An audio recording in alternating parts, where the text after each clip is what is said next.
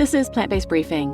What is Polycystic Ovary Syndrome? Unpacking the Connections Between Diet and PCOS by Lisa Simon, RD at forksoverknives.com. And I'm Marian Erickson, and this is the Plant-Based Podcast where I curate, get permission, and narrate a variety of articles on plant-based, vegan, eco-friendly topics in about 10 minutes or less every weekday. And today's article is from Forks Over Knives. They're an amazing organization I have permission to read from. I read a lot of their articles because they have such great content. I highly recommend following them on social media, and definitely watch the documentary Forks Over Knives, which you can watch for free on their website or on YouTube. So now let's get to today's plant-based briefing. What is Polycystic Ovary Syndrome? Unpacking the Connections Between Diet and PCOS by Lisa Simon, RD at forksoverknives.com. Editor's note: this article is adapted from the book The Plant-Based Dietitian's Guide to Fertility by Lisa Simon, RD. Polycystic ovary syndrome, PCOS, is the most common hormone-driven condition in women and those assigned female at birth, affecting up to a quarter of women of reproductive age. It is the number one cause of subfertility in that population group. PCOS is chronic, meaning there is no cure, but making diet and lifestyle changes can help to manage symptoms. What is PCOS? PCOS is a complex chronic condition. Rather than PCOS being a syndrome caused by a disorder of the ovaries, it is actually an endocrine or hormone system disorder that affects the function of the ovaries.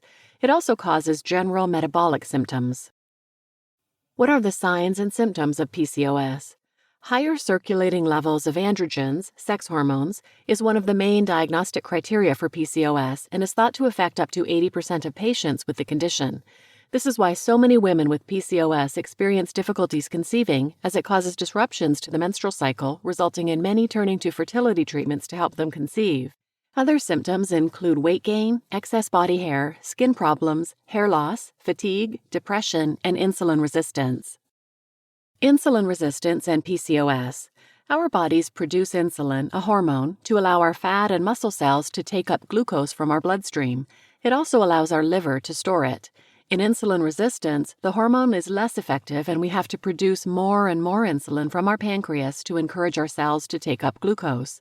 Initially, this isn't a problem, but over time, if it continues to happen, the cells in the pancreas that produce the insulin can wear out and fail to produce enough insulin to overcome the resistance.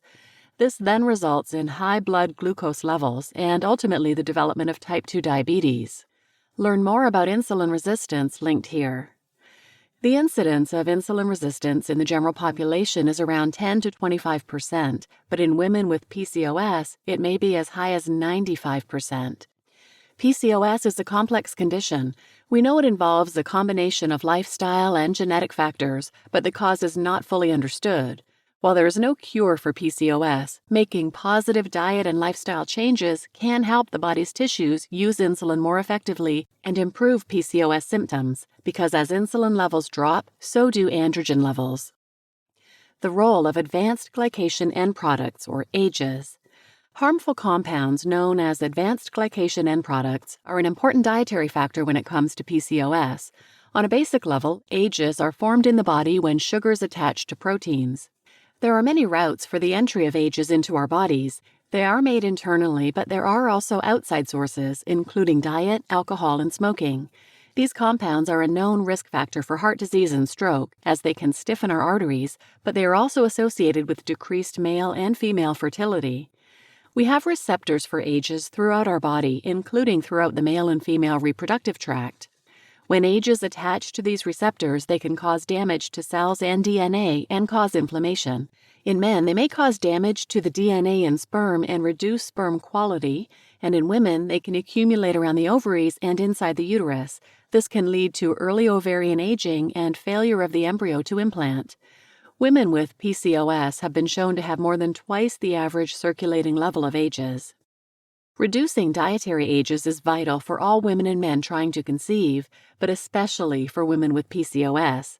The highest dietary sources are cooked meat and animal products, as although they are naturally present in raw animal foods, when they're heated, especially if they are cooked with dry heat, new AGEs are formed.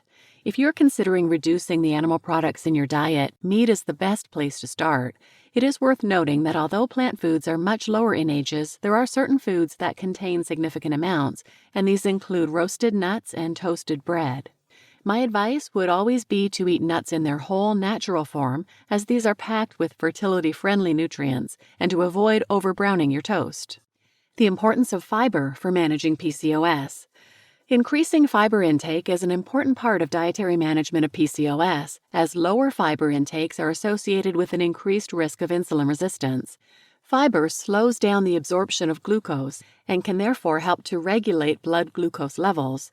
It can also aid weight management, with one reason being that some of the energy contained in high-fiber foods becomes a component of your poo rather than being absorbed. In the UK, adults' average daily fiber intake is around 18 grams.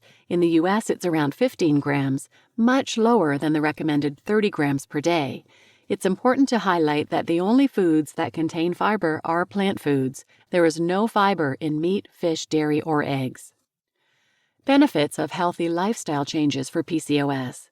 PCOS is chronic, meaning there is no cure. However, making positive diet and lifestyle changes can help manage the condition and significantly reduce symptoms. As many women with PCOS are above what is considered the healthy weight range, interventions that help manage weight are vital. Losing as little as 5 to 10% of body weight has been shown to benefit reproductive and overall physical health, including the restoration of a normal menstrual cycle, achieving pregnancy, and a reduction in miscarriage rates. It can also reduce the risk of metabolic syndrome, which is common in women with PCOS. The key is focusing on healthy lifestyle changes that will result in gradual, sustainable weight loss. The problem is there are lots of crash diets out there promising to deliver rapid weight loss, and this can be very tempting. If women seek support and follow a weight loss program purely aimed at calorie restriction, although weight loss may initially happen, most of the weight is likely to be regained within 1 year. We know that on the whole, diets do not work, as the basis of every weight loss diet is restriction. Certain foods may be demonized, some meals may be replaced by shakes, and often calorie restriction is significant, leading to hunger, despondency, and ultimately a return to previous eating habits. Many weight loss diets also tend to focus on increasing animal protein and reducing carbohydrate foods, an approach that will exacerbate rather than help manage symptoms of PCOS and can even lead to disordered eating. A predominantly whole food plant-based diet, on the other hand, is not a diet in the traditional sense, but rather a dietary pattern that, although it minimizes or eliminates animal products, focuses on what you can add into your diet to make every meal colorful, tasty, and satisfying. Such foods contain key nutrients in terms of PCOS, including vitamin A and magnesium. Lower intakes of these micronutrients are associated with insulin resistance. A plant-based eating pattern focuses on including a huge variety of different grains, vegetables, fruits, nuts, seeds, and legumes. After all, there are around 2,000 plant species in the world that are cultivated by humans for food. That is incredible, right? The choice is almost endless.